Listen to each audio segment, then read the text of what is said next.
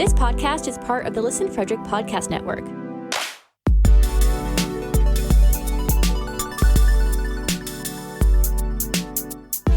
To learn more, visit listenfrederick.com.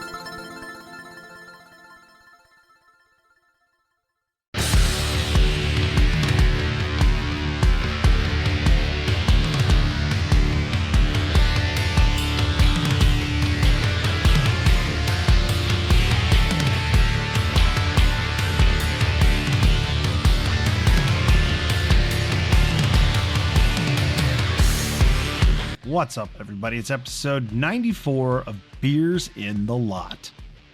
We were watching Game 7 of the Hurricanes and Rangers series when we recorded, so we talked a lot about the game, about the Canes, about the Rangers. Talked about how the Rangers are going to be facing Tampa next round and how that might look. Touched on some Mavs and Oilers, and last week's Whiteboard of Hate made more appearances throughout this episode. So let's get to it.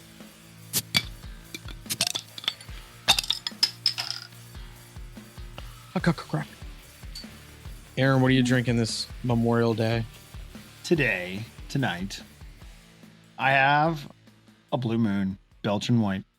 Keep it simple. Cool. Yep. What do you got, Johnny? Very nice. I got a great taste, less filling Miller Lite. Just short and sweet. Short and sweet. Simple. You know how we do things. Daniel, what are you drinking? So I'm drinking a beer that I got from up near Hershey, Iron Hill Brewery. It is a Citra IPA. Haven't had it yet, so we'll see how it goes. What do you got tonight, Riggs? Tonight I went with Flying Dog, Snake Dog, the Rigsby House Beer. House beer. And before we get too far into things, I have to apologize for my voice. I've been battling a sinus infection since Friday morning. So I was going to say allergies because the past 2 days I feel like somebody punched me in the face with allergies. Yeah, this was definitely sinuses because I just like my whole face was like all swollen inside and like it was bad. So my voice suffers from it. So now you have to suffer from it. Sorry. Sorry about it. Oh, he did. Yeah, that doesn't look good. that was a poor choice. No Ways contact. to get across the crease. I feel like you could have done that differently. Just so everyone knows, we're watching the Game 7 between the New York Rangers and Carolina Hurricanes. It's on as we speak, and it is just at the point where Antti Ranta tried to make a save, and it looks like his leg popped out of his hip socket. So he gone. He tried to do a flying dragon kick or something. Oh, and how did Strome not score that? Holy crap. So I was going to say it in our Discord watching this game. Is it safe to say that Carolina is playing a road game at home? Oof, a lot of Rangers fans. Oh, and he a lot of scores this Rangers one. fans. A lot of Rangers fans. Yeah, when I saw pictures of the warm up, right? And they let people go down to the glass and you try to get pucks and give candy to the players or whatever. There were a lot of blue shirts down there in those pictures. And I thought, oh, well, it's just because they're all congregated down, along the glass in New York's end during the warm up. But then once the broadcast started, there's a lot of blue shirts in those stands down in Raleigh. And that's after like they made a big deal about, hey, we're not going to allow visiting teams fans in here for playoffs or whatever that was. I don't know, man. It doesn't. Didn't a bunch of the players the last couple of like times like we love playing at home in front of our fans. And I'm looking in this corner down here right now, and it's just all Rangers. A lot of blue. Yeah, scumbags. All scumbags. So who's selling their tickets? Who's selling their tickets? Like, what the heck? Greatest hockey fans in the NHL, according to some, depending on the circle you're in. Well, my feelings on fans. Well, the owner's probably happy because he's like, oh, we already sold the ticket. I don't care. They don't care. He's a Jag. The owner's a Jag anyway. So whatever. They got the gate money. Yeah, exactly. So It all spends the same. it all spends the same. Hey, in the words of Nathan MacKinnon talking about McDavid today, about more people watching, it makes the escrow go lower. So he's all in favor. He's totally cool with it. That's what he said.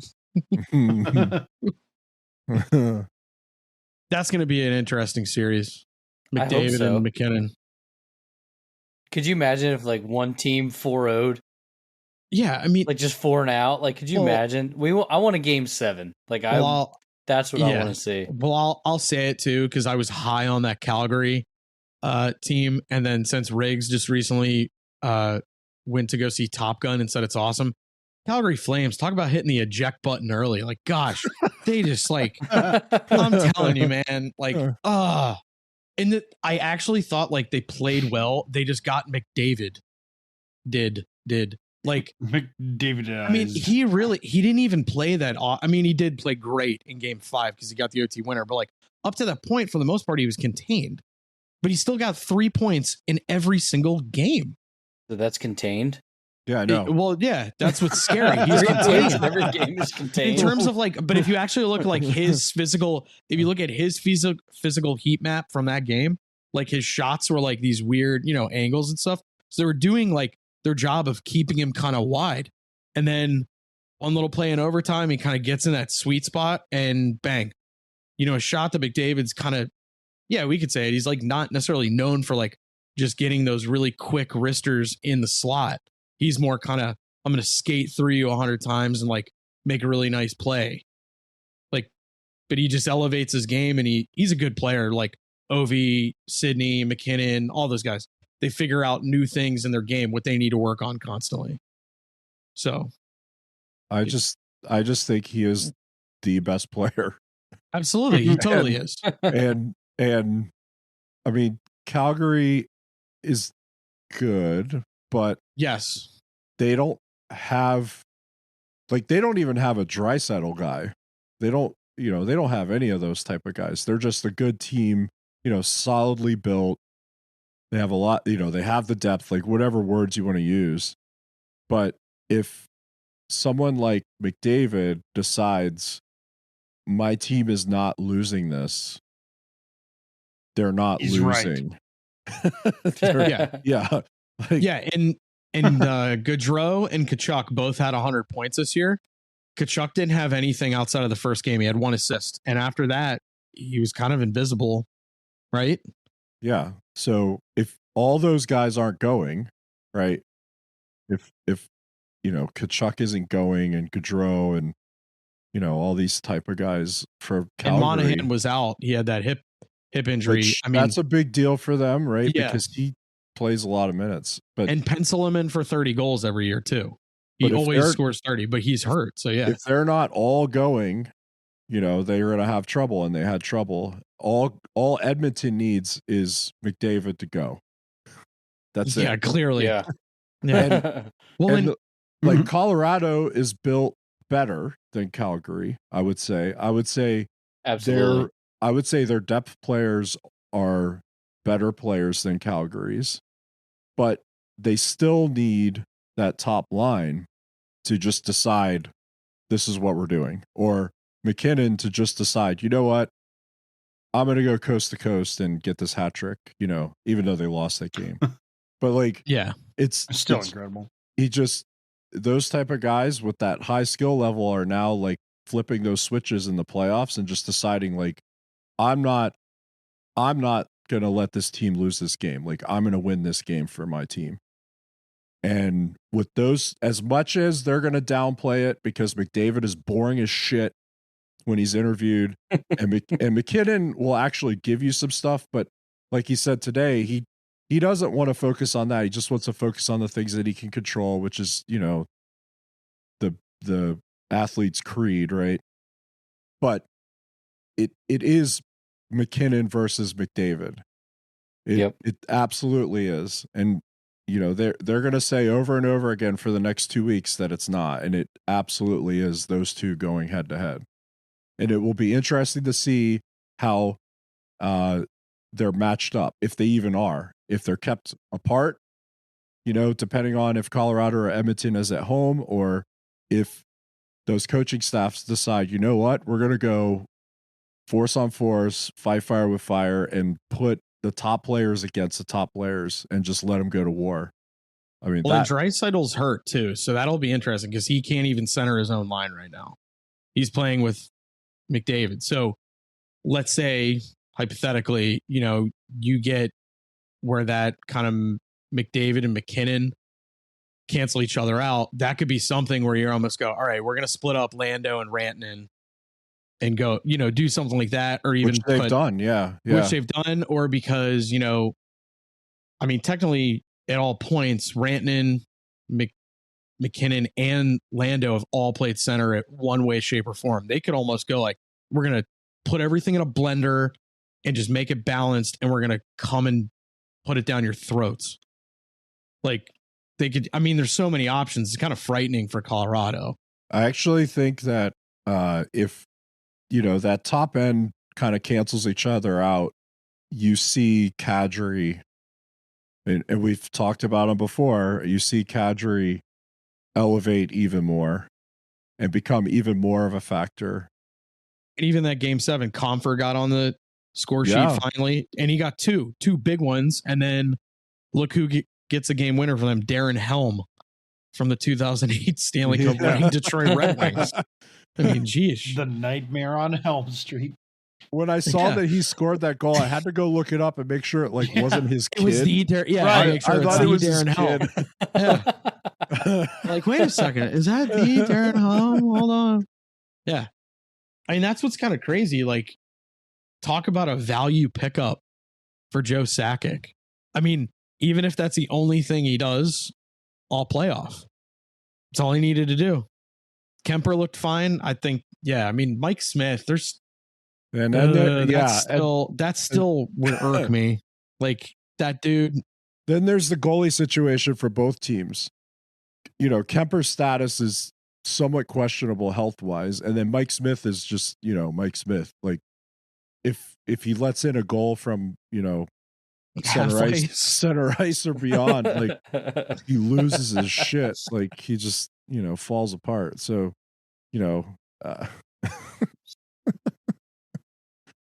the scary thing about that, they still won that game. Like what the hell? Like Calgary had them dead to rights. They have McDavid. Yeah, they have McDavid. I know they have McDavid. He's okay. Yeah, but I hate saying it because like I saw something like someone's like, well, Lemieux won 2 cups and he was the only one. I'm like, those Penguins teams, even though Lemieux was good, they were totally. He had a total supporting cast. Yes. Talk about I said it jokingly, but I'm 100% serious. That Edmonton team, those guys are passengers on a bus right now. McDavid is, or the Amtrak, McDavid is a conductor going through the quiet car with all the other guys right now, like just going up to the driver's seat. Like, gosh. I just still can't believe they beat Calgary in 5 games. It really kills. I was going to say, you're just mad because they beat Calgary. I'm so mad. You don't get to see Lanny anymore. But it was interesting because Daryl Sutter, he was asked about it, and he just said the best player won the series. And I think he truly believes, yes, his team did not play up to where they were, and maybe there were some injury issues. You don't know. Like, it'll be interesting to see. But, like, I don't think he's wrong. In that assessment, he's not wrong. It was the McDavid show. It was a McDavid show. Yeah. They contained him down to 3 points a game. Hopefully the freaking Avs just like beat the wheels off of him, beat him in 3. Like after the 3rd game, the NHL is like, you know what? We're just going to stop this. Like, just stop. They're going to win in 7 somehow. Watch. Well, I'll be like, God. No, but I don't think that the matchup is very good for Edmonton. I really don't. I think Colorado's like, you want to like, okay, Calgary's depth or whatever. Edmonton beat that. Colorado's depth is a completely different animal. Yeah, completely different animal. And oh, by the way, you've got Cale Makar going great Taves, guns on the Eric back Johnson, end. Right? Like, come on, like it's not even a question who should be favored. No. That back end defenseman such as like a Fox and Makar, is deadly. Right. That is, that player is needed on every single team. Absolutely. A player that can like walk the line, get pucks through, like that's deadly. Give you 30 minutes a night and get a couple points along the way, and play against the top players. Like, and they fly around on the ice, and right. 5 people can catch them. The one thing I like about watching Makar and Fox too, when's the last time you see him get buried in the corner? He's so smart. Those guys are just so smart. They kind of weave in and out. They're still defensively sound. I mean, I think deep down their heart's more like, I'm going to go score instead of like stopping, this 2-on-1. But like, they don't get smashed. They don't take a lot of abuse. They move very well. And also too, Fox and Makar, like, yes, they skate really well, but I think they pick their spots. They don't put themselves in dumb situations. They're very smart. Very, very smart. What's up with Chelios' hair? I was just going to talk about these guys. So we're looking at the. Aaron was just waiting. He was just waiting. I was waiting. I got totally distracted. I was staring at his hairline. I'm like, this is concerning. I've refreshed the whiteboard from last week. We're watching the intermission report at the end of the second here. And I'm just comparing Steve Levy and Chelios compared to Messier. And Messier is a very narrow human being by comparison to these other two. Like Steve Levy and Chelios, they have like wide shoulders. They're wider than Messier. Mark Messier is just a narrow person or something, right? Like well, yeah, because he wore that Winwell helmet for 1 billion years. It probably stunted his growth. Well, no, it had those little things on the sides, to make his head look wider. That's what it is. He's just a narrow human. But also, I think part of it, Messier apparently still like trains and stuff. I think like Chelios just like hammers pops. I was going to say Messier looks like a dude that would do like Iron Man's. He did the New York Marathon a few years ago, actually. Oh, weird. Yeah, he just nailed it. Imagine that. He's a professional. He's an ex Hall of Famer, professional athlete, hero in New York, and he's like, I'm just going to run the New York Marathon. Yeah. So he trained and he did it. Like what? Like what else? Overachiever. He looks like he has about like 1% body fat. Yeah, when he played, he had 0.5. Yeah, an unhealthy amount of body fat. But Messier, like even when he played, like he was one of those dudes. He always looked in shape. Like he wasn't like an Esa Tikkanen or kind of Glenn Anderson rolling around out there. The little, he took care of himself. Rolling around, yep. Esa Tikkanen was a potato bug. Yeah. We've had this conversation many times. A walrus on skates. Tikkanen is one of my favorite players. He was like what sucks. Phil Kessel is now. No, he's in fat some Pat. ways. Yeah, he's fat maroon. He is. Okay, yes. That's a better description. Because he has like Esa Tikkanen. He has like 5 cups, and it's just because he was on the right team at the right time. He was obesinin. Yeah, obesinin. It's Fat Pat obesinin. I mean, he was a contributing character on those, on the Edmonton teams. Like he played with Gretzky and Messier twice, and like he was there. He was there, but he scored a lot. He's in like the top 20 of all-time scorers in the playoffs. Like, yeah, the other 16 are also Oilers too. Yeah, but you still got to put the puck in the net. You still got to finish it. Like, even if Gretzky's setting you up, you still got to finish it. I mean, I don't know. I don't think that just because he was on the Oilers team with all those other guys, that's the reason why. All right, hold on. Time out. All right. So I'll just like break it down really quickly. If we're talking about Esa Tikkanen, do you think the Edmonton Oilers win those cups with or without Esa Tikkanen? Yes or no? Who knows? Maybe, maybe not. Are you kidding me? He is He was not the game breaker, sure, but he is a piece of the puzzle. You could argue that any team minus any player might not have won. I could make the argument. That one I have a clear argument for that they would still win.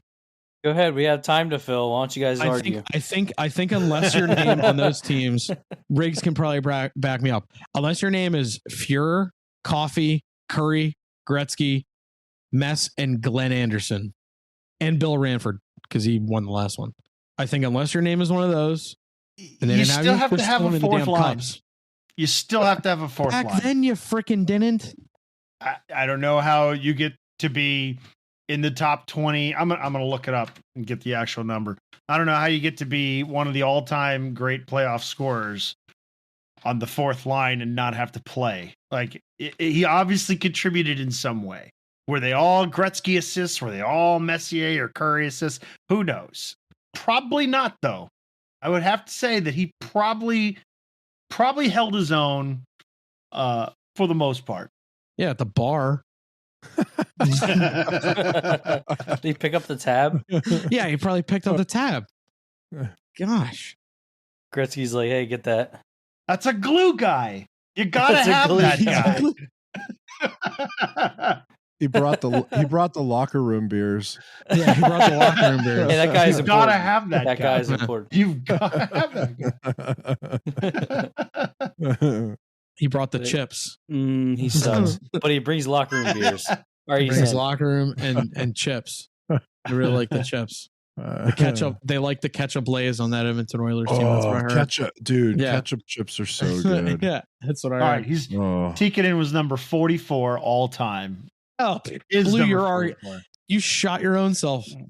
Done. 44th. Okay, yeah, these shit. Yeah, oh, he's not top 20. He's garbage. How many? All right, top how many 40, others? Top 50 playoff scorers Aaron, of all time. Aaron, how many other of those cats are in the Hall of Fame and Tikkanen is not? There's a reason. I'm looking. Right behind him is Patrick Kane, Steve Larmer, Bobby Hall, Henri Richard. We're not going to talk about Marleau. Bobby Hall. Yes, and ahead of him is Joe Thornton, Guy Lafleur, Brendan Shanahan, Phil Esposito, Jacques Lemaire, Ovechkin. Yeah. So we've been making this argument we've had this argument for a long time. Let me ask you this. Let me ask you this. What are his points per game in playoffs? It's good. Is it? Yes, it is. Yes, it is. 186 games played and 132 goals or points scored. Let me get the actual number. So less than a point. It's less than a point per game. But do you know how many have more than a point per game? It's not many. Not Patrick Kane, not Steve Larmer, not Henri Richard, Joe Thornton. Well, not back then they played less games, Aaron. did. Brendan Shanahan, no. Espo is barely at a point per game. Jacques Lemaire's not at a point per game. Can you sort them by points per game? No, only by power play goals. What? Close enough, right? So you're skewing it. You're skewing the argument. You're just the site I'm on. Good God. Give me a break. I can find that info for you if you really care. Aaron's cooking much. the books. He's Enron. It's 0.7 points per game for Asa Tikkanen in the playoffs. So, I don't know. Seems pretty good. He made number 44 on the list. Seems like he's not a total passenger. Who are these guys on Edmonton's team now that are going to end up in the top 50 in points? None of them. Playing with McDavid, they're not going to end up on it. Two. Draisaitl. There's going to be two of them. Exactly. Draisaitl and McDavid. Yeah. That's why these 80s Edmonton teams were so good. It's because they weren't just one line. Yeah, they even with Draisaitl, he may not make it that far because he's got to do all that work that's not scoring goals. Yeah. He's got to do all that other work. He's got to go get the puck. I think Draisaitl's a really good facilitator too. Yeah. I mean, he's smart player, but his role is completely different, and I think it hampers him. Well, and who said he even finished his career in Edmonton either? Hopefully he doesn't. Hopefully he doesn't. Hopefully he goes somewhere better. Leon, let me tell you about a little place called Pittsburgh. to like drinking 20, 30-pound hammers. That's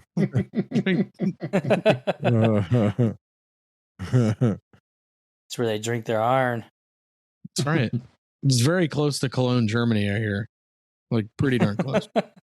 Some call it the Cologne of the West. You know, I kind of do hope people reconsider this whole Rod Brennamore is a decent coach type thing. Because I've never heard him once, or anyone that does any reports about him, like, oh, he's such a good tactician and he does this. They always go, he's such a great motivator and blah, blah, blah. And it's proven time and time again in the playoffs. If you're a coach, you got to be able to switch stuff up for your team. I just don't feel like he puts them in a good spot. Maybe because I'm biased because I really don't like the team. So I'm looking for things. But like, you always hear, oh, he's such a great motivator. Well, that doesn't do anything in the playoffs, right? So he's a great motivator, right? What does that mean? Does that mean he like does rah-rah speeches? Yeah. A lot, or like Right. he knows how to talk to individual players and figure out what they need and, you know, how that works, that's a good thing. I'm not saying like that's a bad thing.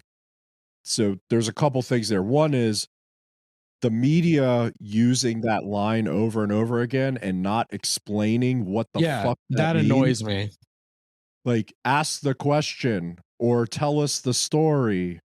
Don't just keep saying he's a great motivator, because I'm watching this game right now and I can't really tell.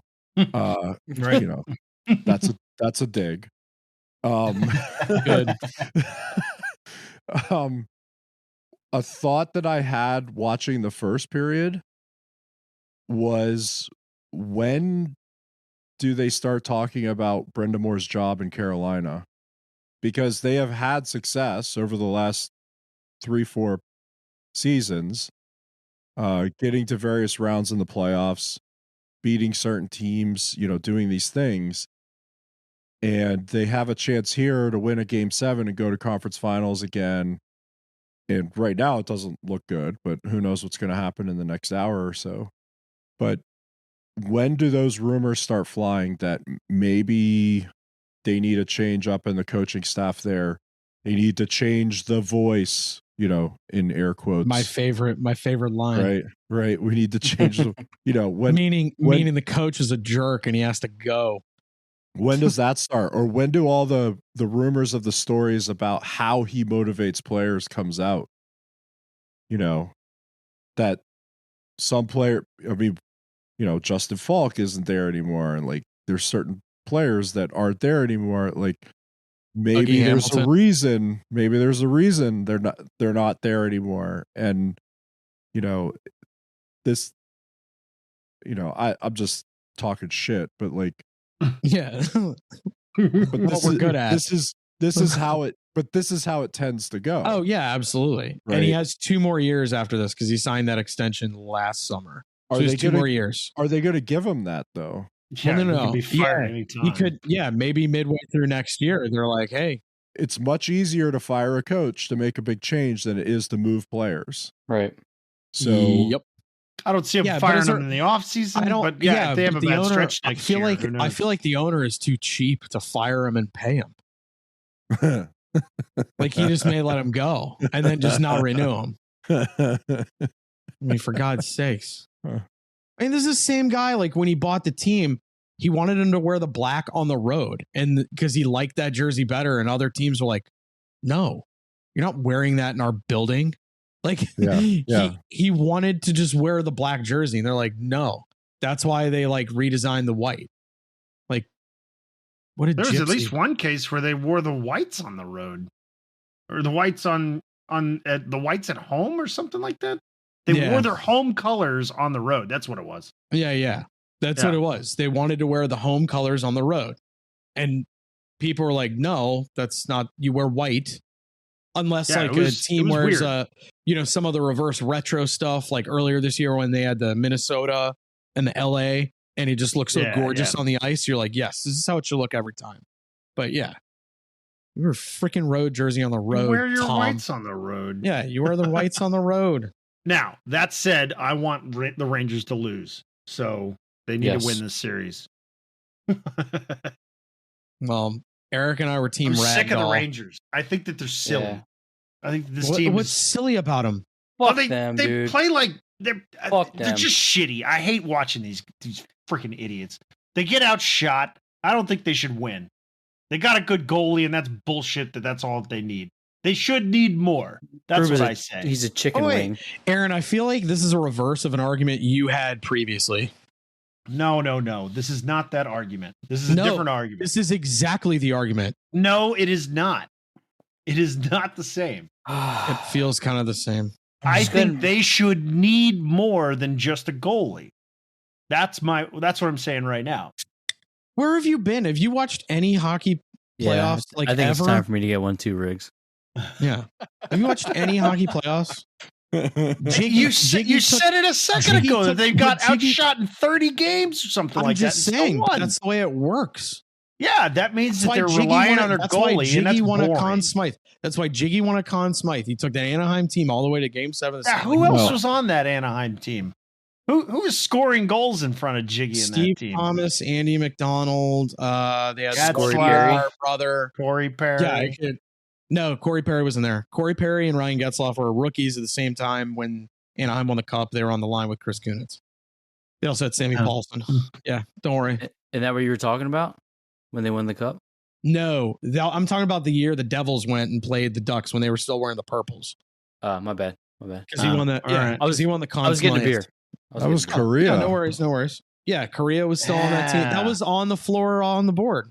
Or off the floor on the board. Right. Yeah, that's what that right. was. Yeah, Paul Korea. They had some players on that team.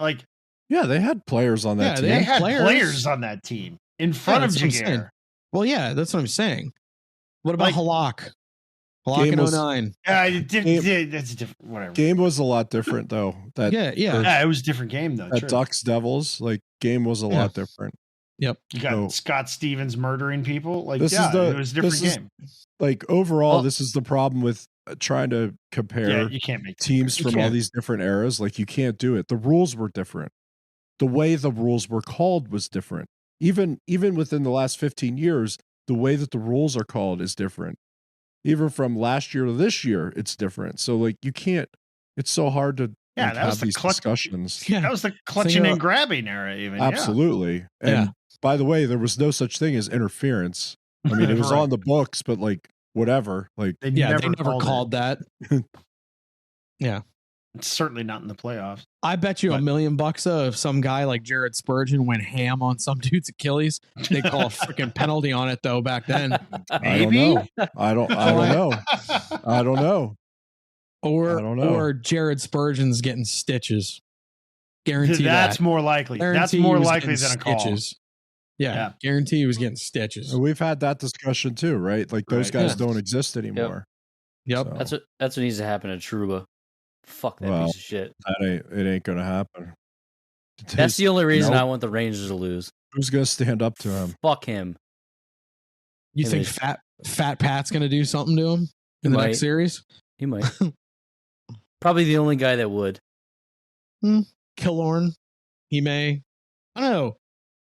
Tampa has some ruffians. They got some guys that can kind of play. They got guys that piss their pants. They don't care. They do. And actually, it would be the two best goalies in the league going at it. Yes. That's a given. Yes. It's the two best goalies. Yeah. So 1-0 games. Sweet. No, I don't think so. I don't know about that though. Yeah. That's true. They got Stammer and Cooch. I think the problem New York may run into, that whole out shooting, getting outshot thing. That won't work. I don't want to give Tampa 40 shots a night. Nope. No. You I don't want to give that. them 40 shots a night. And I don't care if Braden Point's not there. It doesn't matter. It doesn't matter. It doesn't matter. They're that good. I mean, Stammer looks really good. Kucherov looks great. Yeah. Lott looks great. You can't let them have the puck that much. Nope. Absolutely not. Yeah. That tactic is going to be a fail. I will say this though, the Rangers are fast enough they can skate with Tampa, but still, that whole 40 shots a night thing, you don't want to. That's not a recipe for success. That's Don't a worry, bad. Turbo will elbow somebody in the head. That's a bad goal. It's backhand of the night right there. That was a bad. No, that was a absolutely bad a goal. bad goal. That is not a goal you should be giving up. Oh, and it's fucking Chris Kreider. Jesus Well, Christ. you know what? That's but Jesus Christ. But here's the thing: we're talking about if they make it through this game and they're going to play Tampa. Chris Kreider hadn't been scoring in this series, and all of a sudden he's got 2 in Game 7. If he's going, that's a problem for Tampa. And actually, now it brings he's now currently, if I remember the stat when they called it earlier, in game eliminations, he now has 15 goals all time. That's currently the league lead among active players. So 15 goals in elimination games in the playoffs. He must 8th have goal just of the passed playoffs. Rust then, right? Because Rust is like 13. Rust has a lot. Maybe something like that. Yeah. I mean, yeah, that's That's a big player then. Kind of sucks to have, to say that, but it is 'cause kind I of don't like interesting, that guy especially either. I'm with you, Daniel. especially Thanks, Kreider. Aaron. I think Kreider, because I kind of I think he really wanted to play for Team USA this year. And Is that it why he kinda- actually started scoring? no, because normally he's like 25, 30, and this year got 52. Yeah. And I think he really came out of the Suck the gate and devil's he's dick. like, yeah, because he wanted to play on the Olympic team. But kudos to him for after it was announced, NHL guys weren't going, he didn't sulk. He's like, all right, I'm still going to bust my ass. I want to win a cup. So good for him. I think there are a few guys that kind of really Dylan Larkin had a pretty good year this year. I think he was trying to make Team USA.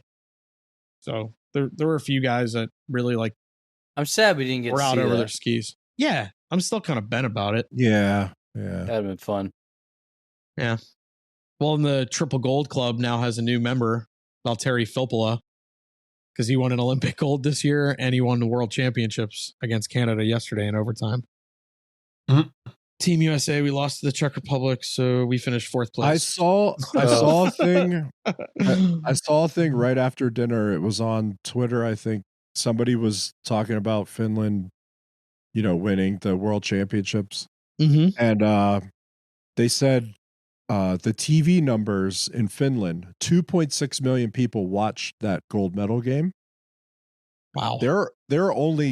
Finland is a country of 5.5 million people. Yeah, I was gonna say they have half of wow. the fucking country was watching that game. Yeah. Can you imagine if 160 million people in the United States were all doing the same thing? Right. If half of crazy. the US or Yeah. well, obviously Canada, but whatever. It's insane. Half of the country was nuts. watching that game. Well, you know how everybody kind of jokes oh, it's a big year for USA Hockey or Hockey Canada.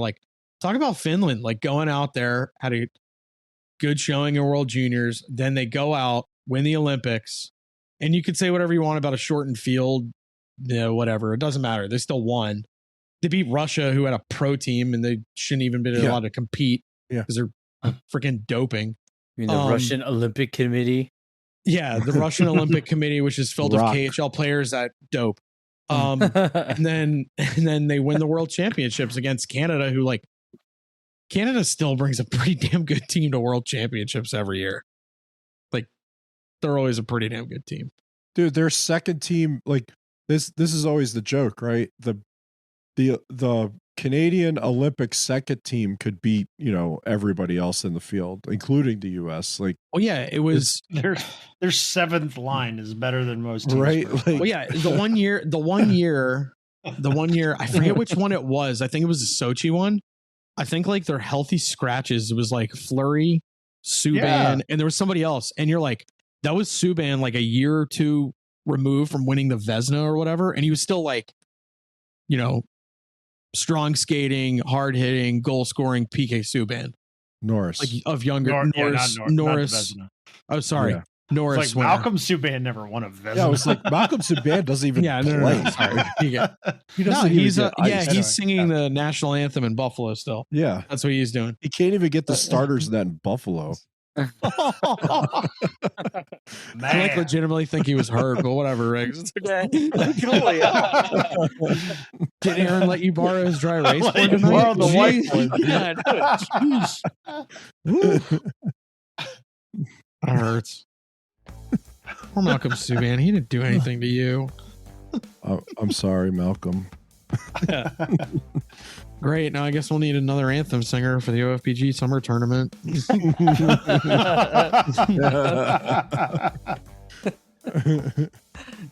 Joe Thornton's going to come and play center with us. Not